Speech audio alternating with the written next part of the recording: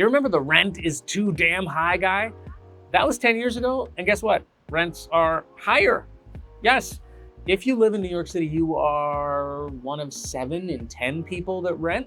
Compare that to the rest of the country where it's only about a third of people who do. And if you live in New York City, 3 in 10 New Yorkers actually spend more than half their income just trying to keep a roof over their heads. So guess what those people are doing? They're taking shortcuts in everything else in their life because they can't afford maybe to buy a new car or to get married or to have a child, because all those things cost money too. So on this episode of Your Voice Matters, we're going to take a look at the high costs of housing and how it might play out in this election cycle. When you hear rent, what do you think? First thing that comes to mind? Too damn high.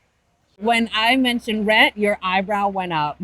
Because it's increasing drastically around here. And it's just across the board, which is unfortunate because our children probably won't be able to afford the rents, So rent stabilization, all that stuff is really going out the window.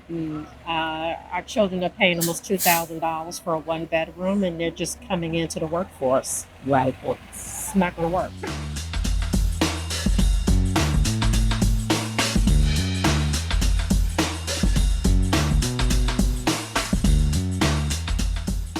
Hey y'all, so I woke up today and decided to apartment hunt in New York City. Why? Why didn't nobody tell me? Tell me a little bit about the kind of central character that we find ourselves in this story with. Valerie Gallen, who I am obsessed with on TikTok. You may know her because she starts a lot of her TikToks off with, "Hey, Eric," and she has these sort of one-sided conversations about Mayor Eric Adams, about random things in the city. Hey Eric, are they gonna be affordable though, huh? Valerie, right now she lives in East New York and she has a roommate. And she's had this roommate for a while. She likes him, they vibe, everything is great, but she just became a mother.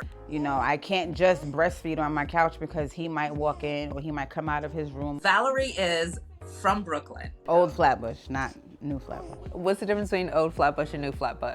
The rent. She's got a good job. She should be able to, afford an apartment according to her. So back in 2016, the median rent in Flatbush was $1,283 a month. Today, that number is $2,800 for a 1-bedroom. So $1,283, less than a decade ago, to $2,800. It's so insane to see a 1-bedroom in the same neighborhood I grew up in going for over $2,000. And amenities that they're giving you is a dog bath. A dog bath. People have been washing their dogs in bathtubs for years. And now you want me to pay $4,000 to have a dog bath set up somewhere? It's ridiculous.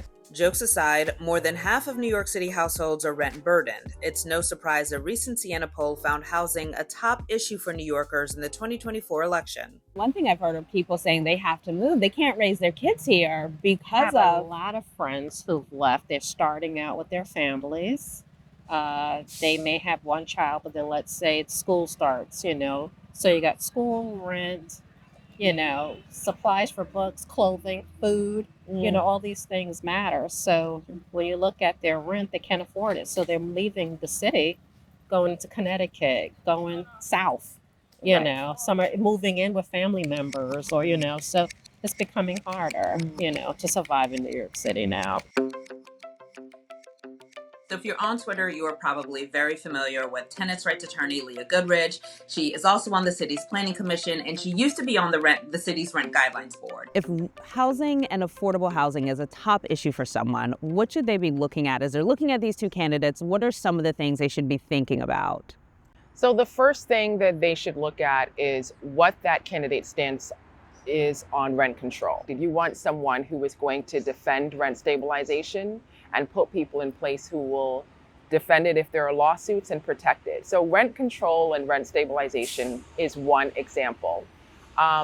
Another is providing protections for tenants. In many ways, you can't even begin your homeowner journey unless, as a tenant, you have some protections in place as well. How much can you save for a home if you're paying astronomical amounts for rent, or if you're dealing with harassment and you have to leave and find a new housing and disrupt your life? So you also need protections and people who are going to put protections in place for tenants. The perfect senior that sums us up is 81-year-old Bill Meehan. It was a constant thing, like, who's going to help pay the rent? This problem with Bill is really, really common. In fact, recent data found that almost 1 million people nationwide over the age of 65 are having to get roommates to afford their rent. They're called boommates.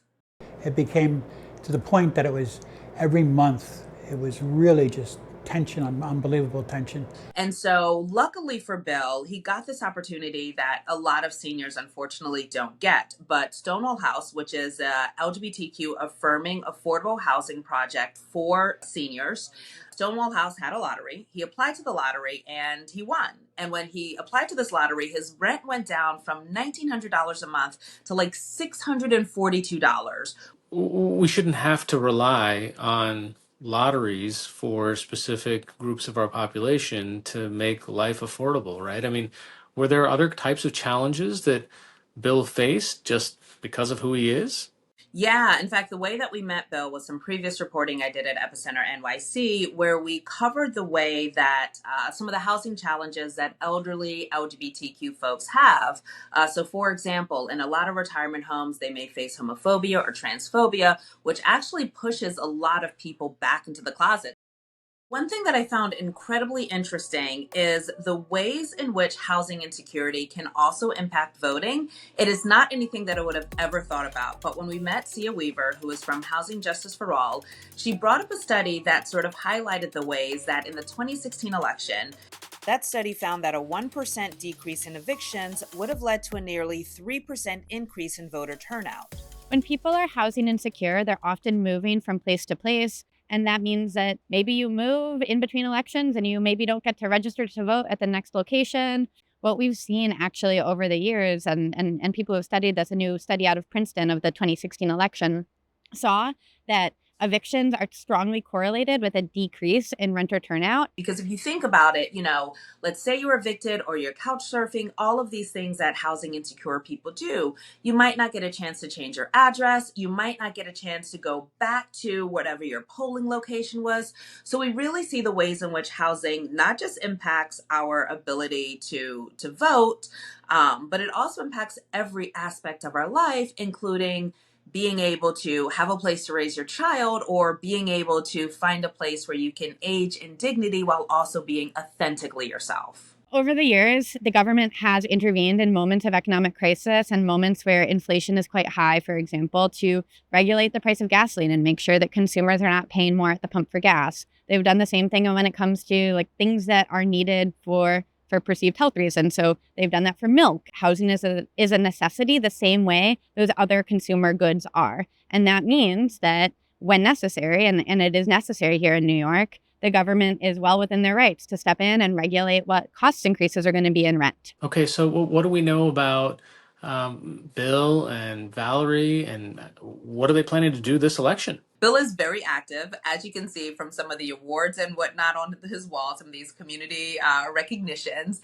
He is going to be very active in not just encouraging other folks to vote, but going out to vote. And for Valerie, honestly, she doesn't even know if she's going to be here to vote. There was a study that came out saying a lot of New Yorkers are leaving because they just can't afford the rent. If you don't find anything, would that be something that you would consider? Yeah, I've already been looking. I was looking last night, actually. I've been looking. I mean, I'd rather leave and get more for my money than stay here just because I'm from here. It's not even the same neighborhood anymore. For instance, my mom lives in the Flatbush area, and where she lives, growing up, to see her now be the only black woman in her building, crazy. Undeniably, there is a larger and needed conversation about gentrification and its impacts on housing prices. But for New Yorkers facing displacement and the newer people moving into these areas, this election could impact their ability to build a life. The choices made in the voting booth are not just about policy, but the future of our communities. This episode focuses on the challenge of creating affordable housing for the majority of New Yorkers who are renters amid an ongoing housing shortage. And often when discussing the shortage, we tend to pit renters and developers against each other. There is a range of thought about best solutions to the housing crisis, from relying more on the free market to more of a role for government. Efforts in recent years have relied on tools like the federal low-income housing credit and New York City's mandatory inclusive housing policy, which incentivize private developers to include affordable units in market rate projects. While progress has been made, as seen in stories like Valerie and Bill, most voters believe more change is needed.